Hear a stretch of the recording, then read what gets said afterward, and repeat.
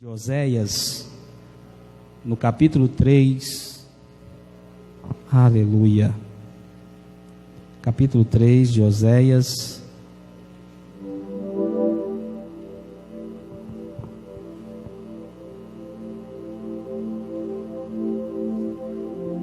glória a Deus. Quem achou, diga amém. Quem não achou, diga nem. Ontem teve um culto abençoado das mulheres. Deus falou tremendamente. Eu creio que hoje também Deus vai falar conosco, aos nossos corações. Aleluia. Livro de Oséias, capítulo 3, verso 1.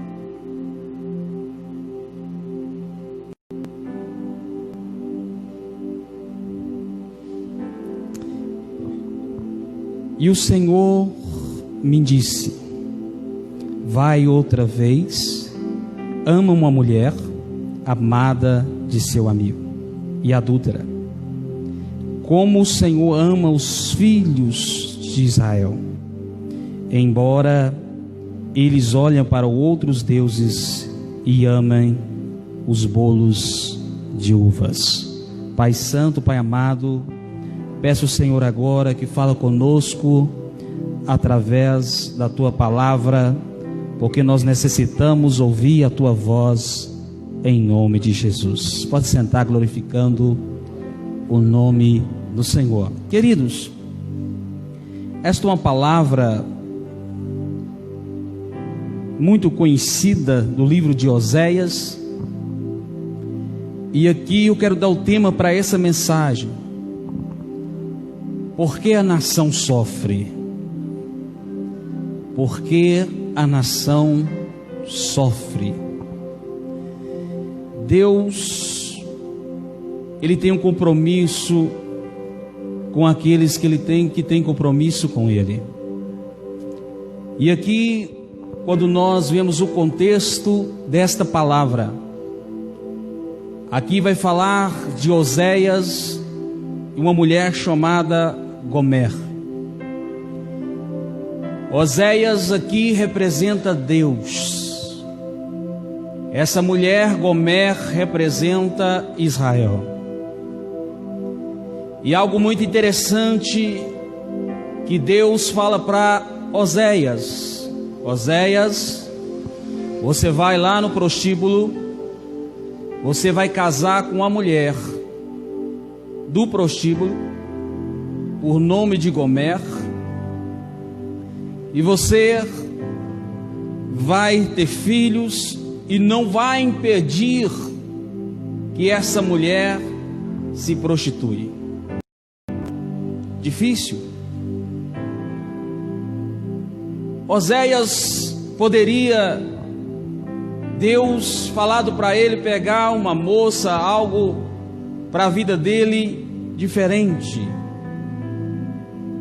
Mas Deus, como Deus tinha observado o povo, e Deus então queria que o profeta Oséias sentisse como Deus estava sentindo, rejeitado, o povo não dando mais ouvido para Deus, o povo não obedecendo mais à vontade de Deus, não respeitando e não tendo mais temor para as coisas de Deus. E aqui nós vemos que Deus queria mostrar para Oséias o desprezo, a rejeição que Deus estava sentindo, porque o povo, quando estava tudo bem para eles esqueciam de Deus, eles não adoravam mais a Deus, viravam as costas para Deus, rejeitava e desprezava Deus de tal maneira. E aqui a Bíblia fala que esse povo estava adorando outros deuses, estava vivendo na idolatria, esquecendo do verdadeiro Criador, que é Deus poderoso, para se dobrar diante de outros deuses, de barros, de pau, deuses de bronzes. E Deus tinha olhado aquilo e tinha visto o povo com o coração voltado para a idolatria. E Deus agora chama Oséias, para que Oséias pudesse representar Deus aqui na terra. Oséias pudesse sentir a dor que Deus estava sentindo pela rejeição de um povo. E aqui, nesta palavra, nós vemos que Oséias então cumpre a vontade de Deus. E a vontade de Deus, que Oséias então se casasse com essa mulher. E foi assim que aconteceu. Oséias então casou-se com Gomé. E nós vemos aqui que nasce o primeiro filho de Oséias e Gomé. E aqui nós vemos que o nome se chama Jezrael, que significa Deus tira o povo do cativeiro e do pecado. Esse nome significa libertação, purificação, santidade. Esse filho significa que Oséias é pai de Jezrael.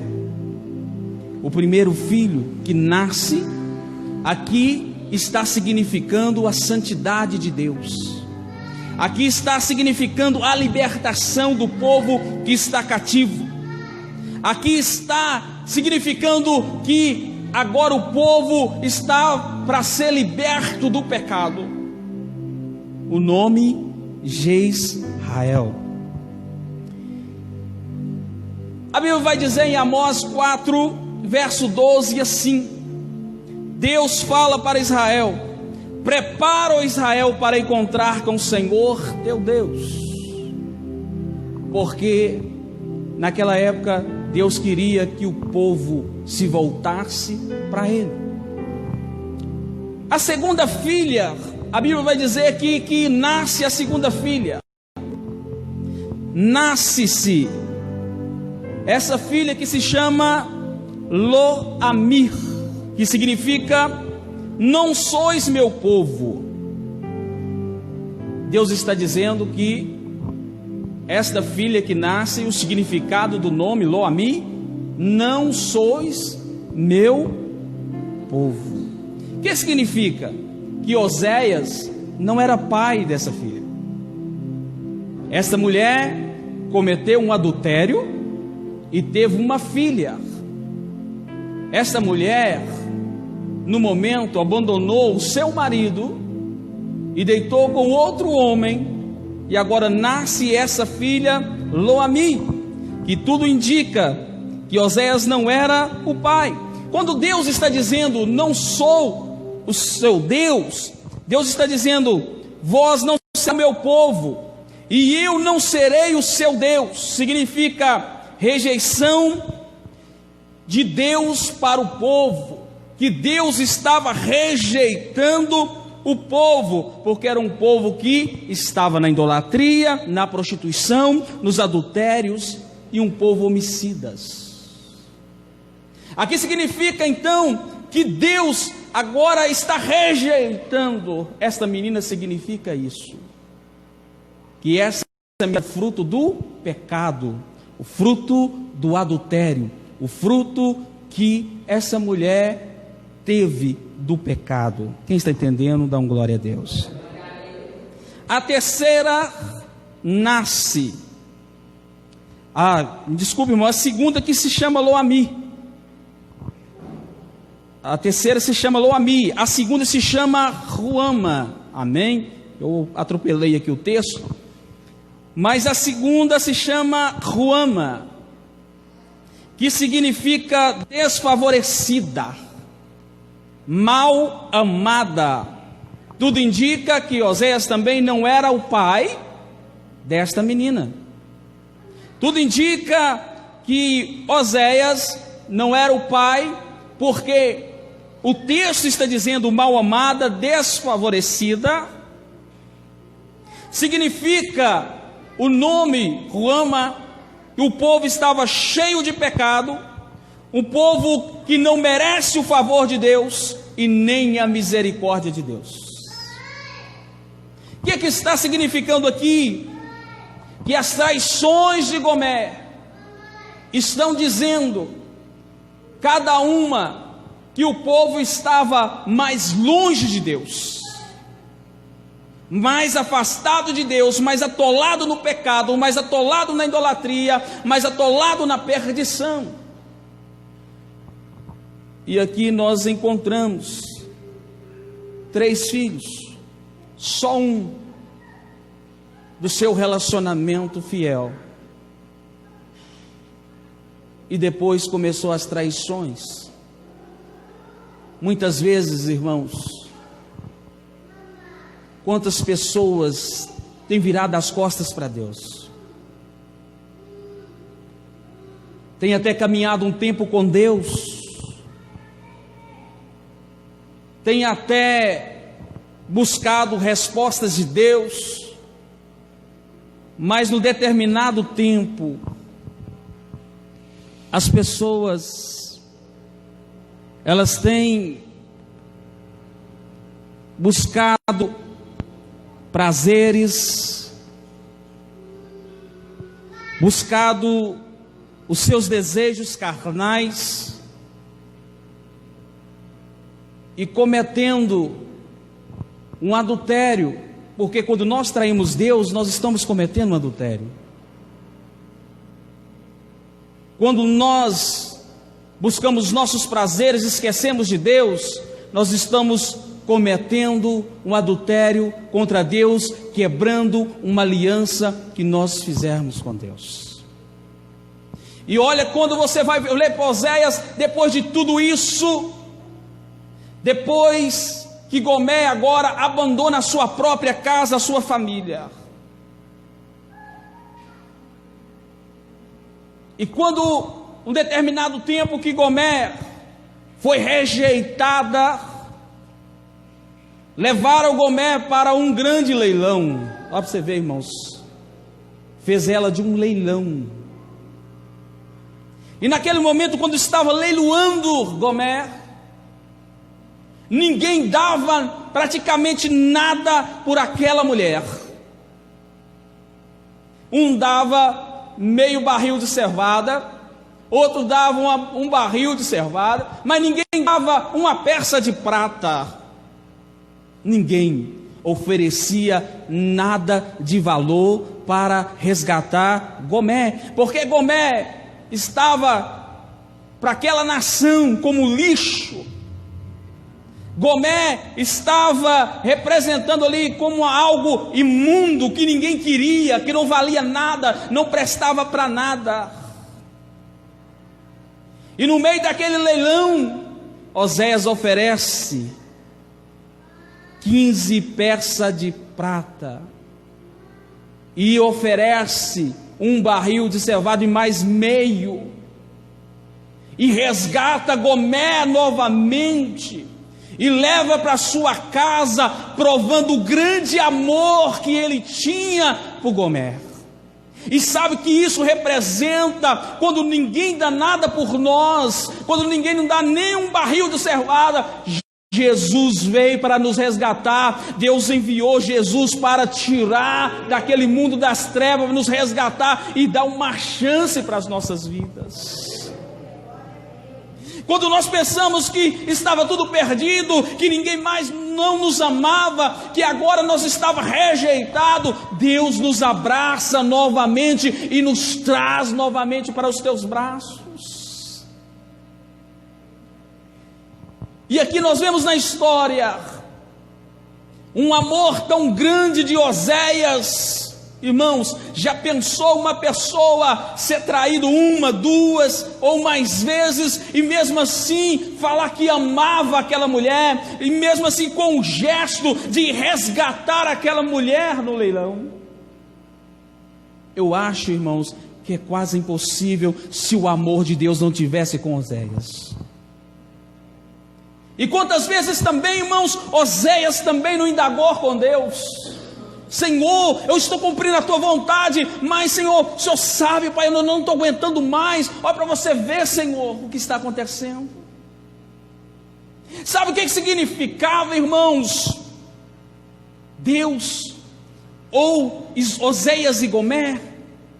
Significava que o povo andava de mão dada com Deus durante o dia, mas à noite aquele povo ia para a idolatria, para a prostituição, para fazer as coisas erradas. O povo adorava a Deus durante o dia, festejava durante o dia, celebrando a Deus, mas à noite não honrava a Deus. À noite ia para os prostíbulos, para a prostituição. E a nossa nação está perecendo por causa do pecado. Deus tem enviado Jesus para resgatar com amor incondicional, como Oséias tem mostrado o amor incondicional para Gomer. Um amor verdadeiro. Mas mesmo assim a nação não tem enxergado o amor de Deus. João 3,16 vai dizer que o Deus enviou o seu próprio filho para morrer, o seu único filho, para morrer por mim, por você, por esta nação, e mesmo assim o povo não tem honrado a Deus. O povo não tem quebrantado diante de Deus, o povo tem adorado vários deuses estranhos, o povo tem vivido dia e noite no pecado, mesmo conhecendo o amor de Deus, conhecendo a palavra de Deus, tem virado as costas para Deus. E Oséias estava sentindo a dor de Deus. Oséias estava provando como Deus estava se sentindo naquele momento, rejeitado. Toda vez a mulher traía ele se sentia rejeitado. Toda vez que a mulher ia para o prostíbulo, prostituir, ele se sentia, irmãos, uma pessoa: como pode, eu faço tudo para essa mulher, dou carinho, tirei ela de um lugar, do prostíbulo, e essa mulher mesmo assim não me dá valor, não valoriza. E assim é Deus. Deus está assim: eu abençoo a vida de fulano, eu faço isso para ciclano, eu tenho dado livramento para ele, eu tenho feito algo impossível na vida dele, e mesmo assim está lá na prostituição. Quantas pessoas foi curado dentro da igreja e não está dentro da igreja mais, está na prostituição? Quantas pessoas Deus tem tirado do tráfico, das drogas, tem libertado, mas tem voltado de novo para o lamaçal do pecado, não tem valorizado aquilo que Deus tem feito. Mas se for para Deus fazer novamente, Ele vai novamente e resgata novamente, porque o amor de Deus é incondicional. Deus não ama por interesse. Deus não ama, irmão, porque como o homem ama, eu amo porque fulano tem bens materiais, fulano tem isso para me oferecer. Deus não é o amor de Deus, não é desta forma. Deus ama independente do que você é, independente onde você está vivendo, independente da sua situação. Deus tem um amor incondicional para as nossas vidas. Quando nós entregamos a Ele, irmão, Ele nos ama. Mesmo na perdição, ainda Ele nos ama. A Bíblia vai dizer que Deus ama o pecador, mas não ama o pecado. Oséias amava Gomer, mas Oséias não concordava com as atitudes de Gomer. Deus ama a nação, mas Deus não conforma e não concorda com as atitudes da nação. A Bíblia vai dizer em Jeremias capítulo 13, verso 1. Olha que algo interessante, que nessa passagem que Deus manda Jeremias enterrar um cinto de linho. No verso 13 vai dizer, 13, verso 1 vai dizer: disse-me, Senhor, vai e compra o cinto de linho e usa, mas não laves, não ponha de maneira nenhuma na água. E assim fiz, coloquei o cinto de linho. Então veio outra vez a minha mensagem do Senhor, e disse-me: desta vez leva o teu cinto de linho ao rio Eufrates, e esconde uma numa cavidade das rochas. Fiz como foi dito e escondi segundo indicou o Senhor. Passando muito tempo, disse-me: vai novamente ao rio e pega o cinto que te mandei guardar ali. Fui dirigir-me à cavidade onde tinha deixado e verifiquei que tinha aprodecido, que já não prestava para nada. Então disse o Senhor: isso ilustra a forma como eu farei aprodrecer o orgulho de Judá e Jerusalém. Esta nação maligna recusa-se ouvir-me e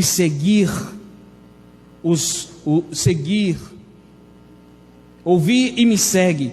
Os seus desejos maus e concupiscência e adora ídolos.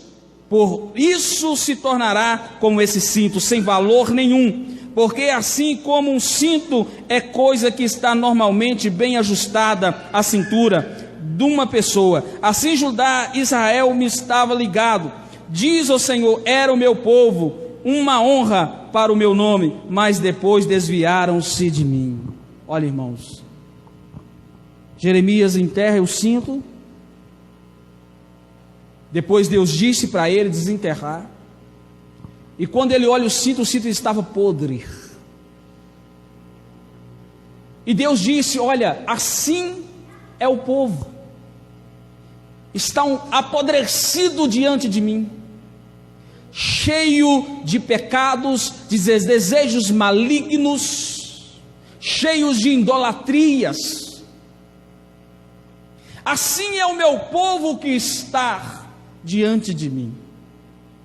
E Deus tem olhado para esta nação e olhado para esse povo, um povo que não se dobra diante de Deus, um povo que não reconhece a misericórdia de Deus, um povo que se rejeita a Deus todos os dias, um povo que vive somente as suas paixões. O povo de Judá e o povo de Jerusalém, eles queriam somente prosperidade, riquezas. Quantas vezes Oséias era criticado por às vezes não ter o que o povo tinha, a riqueza, a prosperidade. Mas Oséias não importava, porque Oséias tinha Deus. Oséias não importava, porque ele sabia que Deus sustentava ele em todos os momentos da vida dele. Deus vai te sustentar em todos os momentos da sua vida. Aquele que é fiel a Deus, Deus é fiel com ele. Aquele que obedece à palavra de Deus, Deus é fiel com ele. Aquele que teme ao Senhor pode esperar que Deus tem grandes coisas para a vida dele. Talvez você está falando: Senhor, mas está demorando se cumprir as suas promessas. Mas se você é obediente ao Senhor, o Senhor fará grandes coisas acontecer na minha vida e na tua vida. E aqui nós vemos Apocalipse 2, verso 6.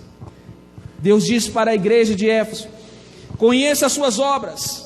Vocês não aceitam falsos profetas, os nicolaítas. O que significa isso? Que os nicolaítas não aceitam pregar heresias e falsas doutrinas dentro da igreja. É isso que Deus está dizendo. Mas Jesus pediu 3 coisas para a igreja de Éfeso. A primeira: lembra onde caíste. Segunda: arrepende-se. A terceira: volta ao primeiro amor. Deus está olhando para dentro das igrejas. O Senhor tem visto muitas igrejas que não aceitam heresias, prega falsas doutrinas, mas tem algo que Deus está procurando: arrependimento. Deus está procurando primeiro que nós lembre aonde nós caiu, aonde que nós caiu, aonde que foi a fraqueza, aonde que eu entristeci o coração de Deus, para que eu possa agora, segundo, me arrepender de tudo, que eu possa realmente, Senhor, eu caí, Senhor, eu fiz o que não te agradou, Senhor, fiz algo que entristeceu o seu coração, mas eu estou de joelho arrependendo aqui nesse momento e quero voltar ao primeiro amor. Eu quero voltar como era o início de tudo, quando eu tinha o meu coração totalmente voltado para o Senhor.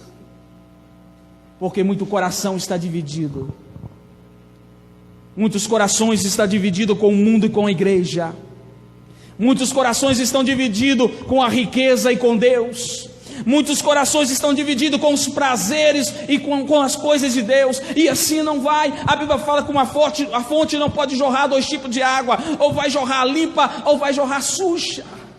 É por isso que nós temos que se arrepender e se entregar totalmente para Deus. Glória a Deus, irmãos. O dia se aproxima. Sabe por quê, irmão? A nossa nação está sofrendo com todo esse vírus, porque a causa desse vírus é o pecado. Se o povo tivesse obedecido à voz de Deus, quem lembra das pragas do Egito?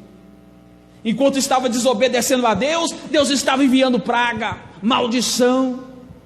Enquanto o povo desobedece a Deus, o mundo vai vindo maldição, vai vindo vários vírus, pandemias, doenças espantosas, porque o que faz gerar todo tipo dessas coisas é o pecado, é a desobediência a Deus. Deus estava dizendo para Israel que Israel estava desta forma, apodrecidos, que eles precisavam naquele momento se arrepender e voltar para Ele novamente, precisava voltar ao início de tudo, precisava voltar ao regresso de novo, onde precisava ter aquele temor, renovar a aliança com Deus. Nós estamos concluindo aqui, viu, irmãos? Ainda tem jeito para essa nação, quem crê, irmãos? Só tem um jeito para a nação, só tem um jeito para que Deus pode mudar a história dessa nação, só tem um jeito que Deus pode mudar, está em 2 Crônicas 7,14, e se meu povo que se chama pelo meu nome, se humilhar e orar, e buscar a minha face, e se converter dos seus maus caminhos, então eu virei dos céus, e sararei sua terra. Precisamos se humilhar diante do Senhor, precisamos orar, clamar por esta nação, precisamos, a Bíblia está dizendo que nós precisamos buscar a face do Senhor, buscar intimidade com Deus, e o mais importante, precisamos cada dia converter dos maus caminhos, dos maus pensamentos. A nação precisa converter dos maus caminhos. E quando você lê o contexto de 2 Coríntios 7,14, você vai ver no 13 que é Deus que permite que enviar pragas, doenças. Mas Deus no verso 14 está dizendo também que através, se nós clamarmos, arrependermos e voltar para Deus, Ele sara a nossa terra, sara a nossa nação. Precisamos entender, irmãos, que Deus está disposto a nos abençoar. Precisamos entender que Deus, Ele está pronto para abençoar a minha vida e a sua vida, mas depende mais de mim do que de Deus, depende mais da nação do que de Deus, depende mais de você do que de Deus, porque quando nós colocamos na brecha, Deus, Ele muda a história da nossa vida. Quando nós queremos, Deus faz na nossa vida, porque a Bíblia sempre vai dizer que Ele tem compromisso com quem tem compromisso com Ele. Se nós temos compromisso com Deus, Ele pode mudar a história da nossa vida. O Senhor te trouxe aqui nessa noite para te dizer, mesmo que você cometeu vários erros, mesmo que eu cometi vários erros, o amor dele é incondicional para a nossa vida. Você que está assistindo, mesmo que você vagou para vários lugares, desviaram dos caminhos de Deus, dos propósitos de Deus, Deus ainda tem algo grande para a sua vida. Deus não te esqueceu. Deus tem um amor condicional que te chama novamente para perto novamente, te abraça novamente. Quantos lembra do filho pródigo? O pai não esquece. Estava sujo o mundo, apodrecido,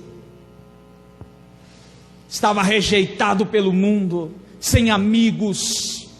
O filho pródigo estava desesperado porque não tinha nada para comer e depara agora com as bolotas dos porcos. Desejava comer aquela lavagem dos porcos,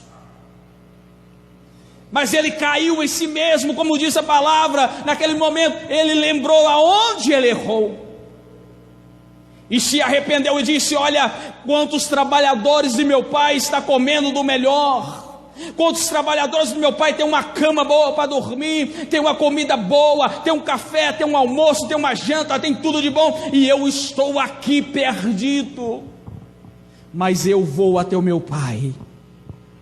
Quem sabe ele pode me perdoar, quem sabe ele pode me dar uma nova chance.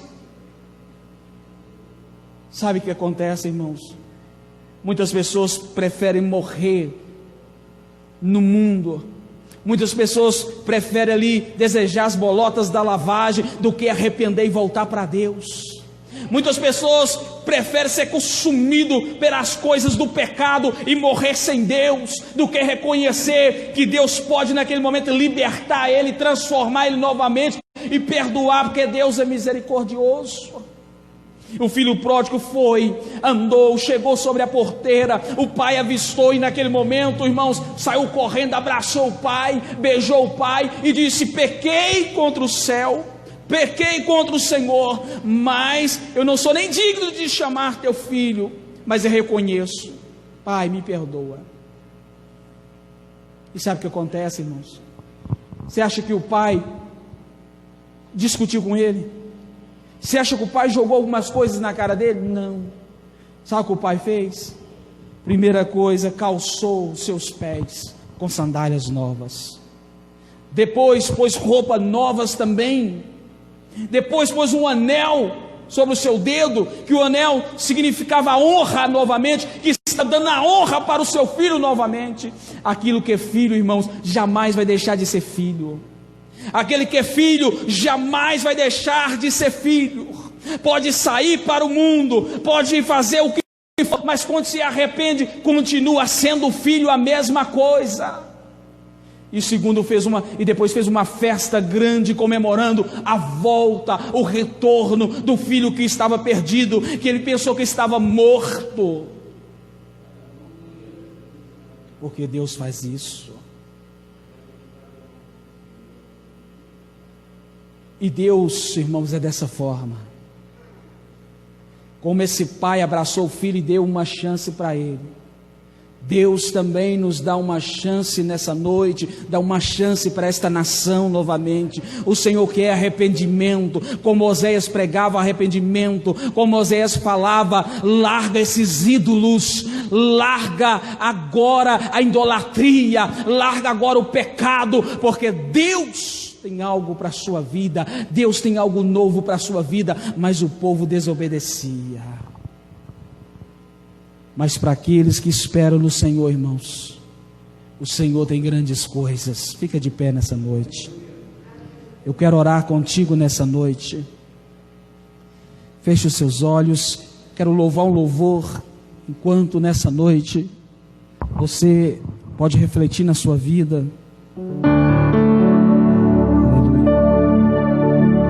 Quero voltar ao início de tudo, encontrar-me contigo, Senhor. Quero rever meus conceitos e valores. Eu quero reconstruir.